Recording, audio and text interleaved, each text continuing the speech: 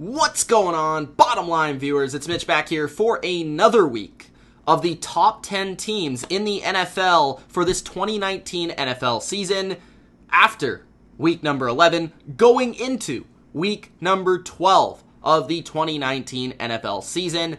As a lot of people say, you want to be playing your best football after Thanksgiving. That's coming up pretty shortly here in the NFL season. We only have about a quarter of the season left in the regular season. A lot of those seedings in the playoffs, it's being figured out in the AFC and the NFC. So really, right now is when you want to be in this top 10. Not in week 1 or 2. Week 12, week 13, week 14, getting into that playoffs, trying to get hot at the right time. These are the 10 teams that I feel like are the elite of the elite in the NFL right now, ranking from number 10 to number 1. Before I give you my top 10, make sure that you do Gronk spike the like button, subscribe to The Bottom Line View for more NFL content just like this, and comment below your opinion. What do you think of my top 10 this week? What's your top 10 this week? Do you agree or disagree with any of the placements on my list? Do you agree with my top 5? Do you agree with the bottom 5 in the top 10? Let me know in the comment section below. Let's get right into the top 10, starting off with a team that's pretty consistently been in the top 10 this season, but they have not been a very consistent team in terms of understanding how truly elite this team is in terms of contender or pretender. At number 10, it's the Dallas Cowboys. The Dallas Cowboys have really been a huge question mark this season because honestly, they have not beaten a lot of elite teams in the NFL. Really, you could argue that they have not beaten a single elite team in the NFL. They beat the Eagles, but the Eagles are within their own division, and I would argue that the Eagles are more towards the average pack than the elite pack. What I've seen from the Dallas Cowboys over the past few weeks is really a defense that has not lived up to its side of the bargain. This is a defense coming into the year that I expected to be top 10, if not top 5. I expected them to have one of the best pass rushes in the game.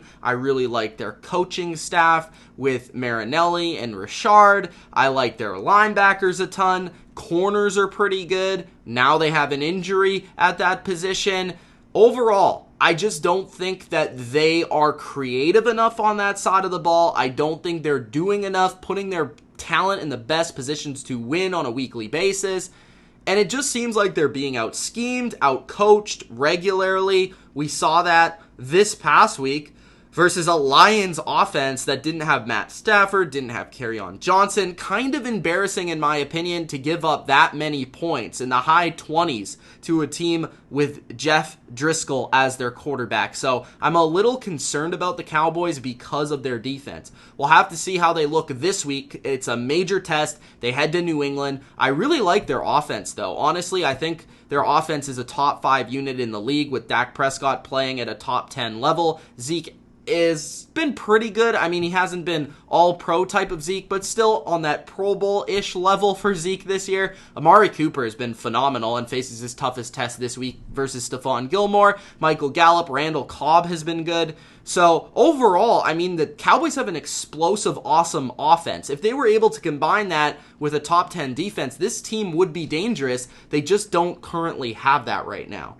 At number 9, the Indianapolis Colts. The Colts have been a team that's been in and out and in and out of my top 10 all season long. And really, I truly have said that I really like the foundation of the Colts. I love their coach in Frank Reich. I think he's creative as an offensive mind. I think he's a good leader of men, and I think he is great with quarterbacks. Speaking of their quarterback, I think Jacoby Brissett is the real deal in terms of being a franchise guy, and I think maybe down the road, a couple seasons from now, he can be a guy that we're looking at as a fringe top 10 quarterback. I think right now he's somewhere in the average crop. He hasn't had a ton of experience, but he certainly has the physical tools and the brain and the confidence and the leadership skills to be a top 10 quarterback someday. Their offensive line is very good, although I would say it has underperformed over the past couple of weeks. Marlon Mack is now banged up. We'll have to see how they continue with their rushing attack. It's really hurt them without T.Y. Hilton. I'm looking forward to seeing him back in the lineup.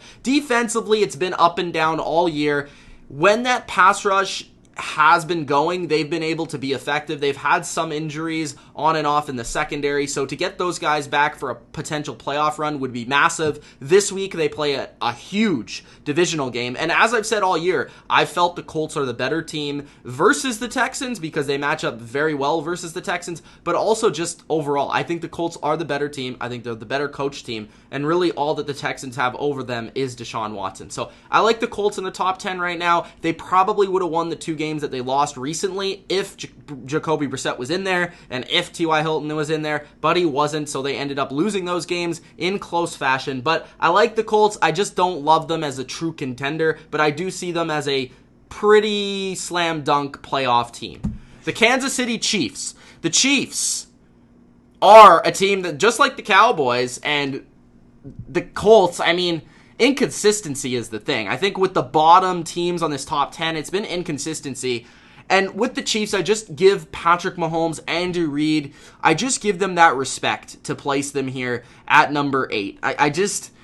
With the Chiefs, they have such an explosive offense that they can possibly beat any team in the league. And when you can possibly beat any team in the league, you're at least a top 8 team, in my opinion. There are some people that are a little bit lower on them. Some people don't even think they're a top 10 team. Some people think the Raiders are better, which I don't believe. They are going to be playing each other pretty soon. I don't mind the Raiders, don't get me wrong, but the Chiefs are just on a different level in terms of their explosive ability offensively. Tyreek Hill is now banged up, so that is a huge thing to watch because if they're without T.Y. Hilton, similar impact T.Y. Hilton than Tyreek Hill, because that's that explosive receiver. That's that speedy receiver. That's that downfield threat. That's that guy that defenses need to pay attention to. And without Tyreek Hill, I've said it once, I'll say it again, they're not the same team. They're not the same offense, and Patrick Mahomes is not the same quarterback. Travis Kelce is awesome, but he's not the cheetah. So Tyreek Hill is going to be missed if he's out any period of time, because this is a team, believe it or not, that is fighting for a playoff position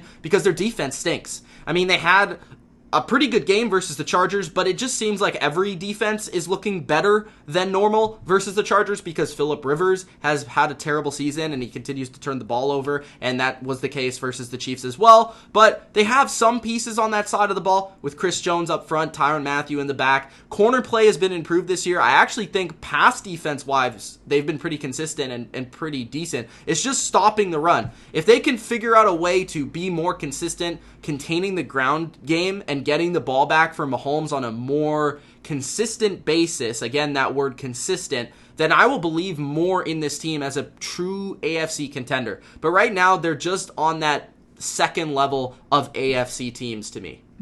The Green Bay Packers come in at number 7. The reason why the Green Bay Packers are not a little bit higher, which I feel like they probably are for some people, is 2 reasons. And I've really been saying this all season long. Again, don't get me wrong. I like the Packers, actually wearing their colors right now. But to me, their defense is not what it was supposed to be. It also is not what it was supposed to be earlier this season. I mean, earlier this season, the Packers looked like they had maybe an elite defense, but around a top 10 unit, and it's just declined week after week after week. And again, just like the Chiefs, they have some decent pieces, but they have struggled to contain the ground attack. And whenever you struggle to contain the run, it all starts up front. You hear it every single week, every single game. That keeps Aaron Rodgers off the field. That keeps Aaron Jones and Davante Adams and the explosive ability of the Matt LaFleur offense that we've seen this season off the field. It allows the other team to dictate the tempo. When you want a Matt LaFleur offense to be able to dictate the tempo with all the runs and the play action in a similar way that Kyle Shanahan's 49ers do, or that the Rams of the past have been able to, where they run the ball first, they set up that deep play action attack with Davante Adams and Valdez-Scantling and all those guys, but with that inability to get off the field and stop the run, that kind of throws off their entire team. Also, offensive line-wise, they've been a little bit weaker recently than they were earlier this season. I'm still wondering if they're going to have a second weapon on this offense step up in terms of the passing game. Aaron Jones has been phenomenal this year at running back. Davante Adams is obviously elite. but I still am looking for that second guy. And when you're playing good defenses in the playoffs that can take away an Adams with consistency, that can shut down an Aaron Jones, then you need that other guy to be able to step up. I'm not sure that Aaron Rodgers by himself will be able to make it happen this year. Really, to me, I think the Packers are a good team with a great quarterback, improved coaching, some weapons, but just not overall enough talent for me to say that they are a true NFC contender. They're right below, just like the Chiefs. And at number 6, I have the Minnesota Vikings. The Minnesota Vikings are a talented football team. The Minnesota Vikings have a good defensive coach in Zimmer. The Minnesota Vikings have arguably the best running back in football right now in Dalvin Cook. The Minnesota Vikings feature 2 awesome receivers. But the Minnesota Vikings are such a strange team. The Minnesota Vikings have a lot to prove still this season, and to me, I think they're better than the Packers from a talent point of view. I think they're better than the Packers from a potentially dangerous point of view in the playoffs. And the reason why I say that is because I believe their defense is better. It's more consistent, better coaching on that side of the ball with Zimmer, and he's able to game plan, and they're able to stop the run. They have some corners to play man-to-man and do things like that. Linebacker play is pretty good, and they match up with a lot of these teams in the playoff hunt in the NFC fairly well. Their offense is very much dictated and simplistic in the terms of it's Dalvin Cook, look for the shot downfield. And it's suited them so far, but it might have to do a little bit more when it comes to beating those elite defenses in the playoffs, like the Saints or the 49ers in the NFC. But to me, still, I think there are a more complete team than the Packers, although it does seem like when the Packers play the Vikings, the Packers outdo the Vikings because that matchup is different. But when I'm saying Vikings versus the rest of the league, it's clearly Vikings to me from that point of view. And I think they are sort of a dark horse. But again, when you're playing a team like the Broncos, a team with a third-string quarterback, a team that traded their second-best weapon on offense in Emmanuel Sanders, a team that's lost like Chubb, and they haven't been very good, honestly. The Vikings at home need to blow that team out. And that, to me, still shows that the Vikings are inconsistent. The Vikings are not able to put the pedal to the metal necessarily when they need to. And sure, the game was potentially a sleeper on their schedule that maybe the Vikings teams of the past lose that game, but I need them to convincingly beat crappy teams. And I just haven't seen it this season from the Vikings. Next up, at number 5, the Seattle Seahawks. The Seahawks, for some people, might be higher. For some people, might be lower. The Seahawks, to me, are rising, in my opinion. The Seahawks, to me, are getting near playing their best football at the right time, and I think that's specifically been designed the way that you look at how their roster has been put together. They've made recent trades and signings with Diggs on defense, adding Josh Gordon on offense.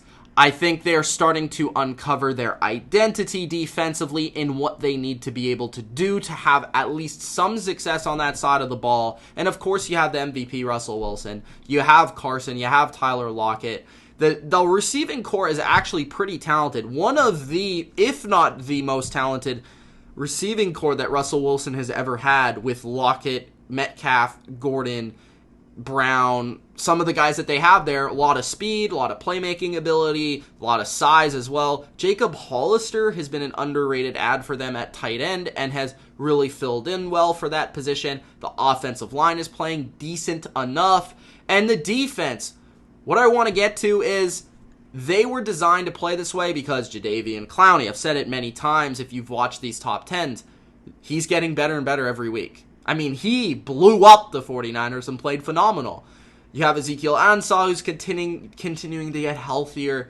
You have guys in the inside like Reed getting healthier. And of course, you have Bobby Wagner. I'm still concerned about the secondary, though. When they play the Packers, when they play the Saints, when they play... I feel like the 49ers are not a bad matchup for them because the way to beat the Seahawks is to pass the ball. And Jimmy G, as good as he's played in moments, he's still not that quarterback yet to be able to just dice you up with consistency. So I'm intrigued to see how these playoff matchups go down. They're certainly a playoff team. They're maybe even a contender.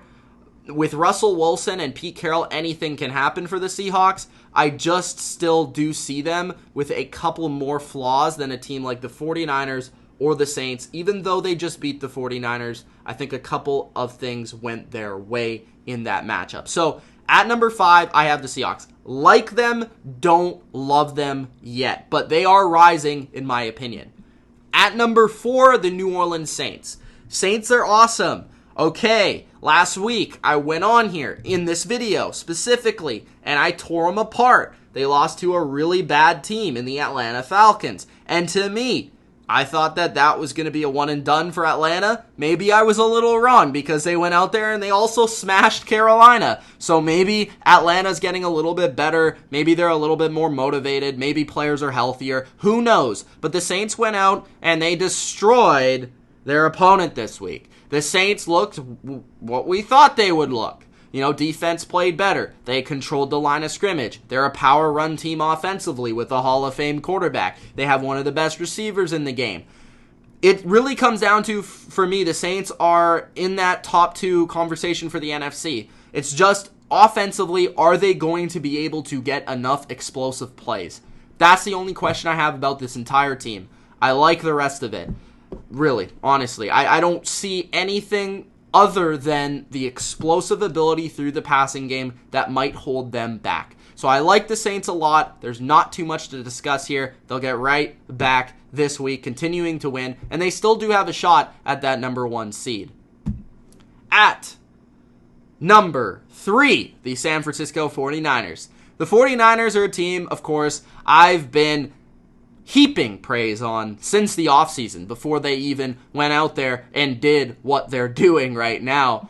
Jimmy G has been playing better and better week after week after week. And versus the Cardinals, he bailed his team out. And that's exactly earlier this season. I was saying, my one question about the 49ers, can Jimmy G carry this team when he needs to? And he did versus the Cardinals, over 400 yards. He did have a couple of mistakes. There's no doubt about it. But he came through when he needed to. Obviously, not having George Kittle has hurt this team the last couple of weeks. He should be back soon. Offensive line has not been as good as I thought. Matt Breida's been out the last week and will probably be out this week as well. And the running game has suffered a little bit in these recent weeks. Can they get that back? But I think what we're seeing is that teams are adjusting and saying, okay, we're not going to let you beat us running the ball. You're going to have to beat us throwing. And Jimmy has rose to the occasion, and that will only get easier when George Kittle comes back. Defensively, they're still very good.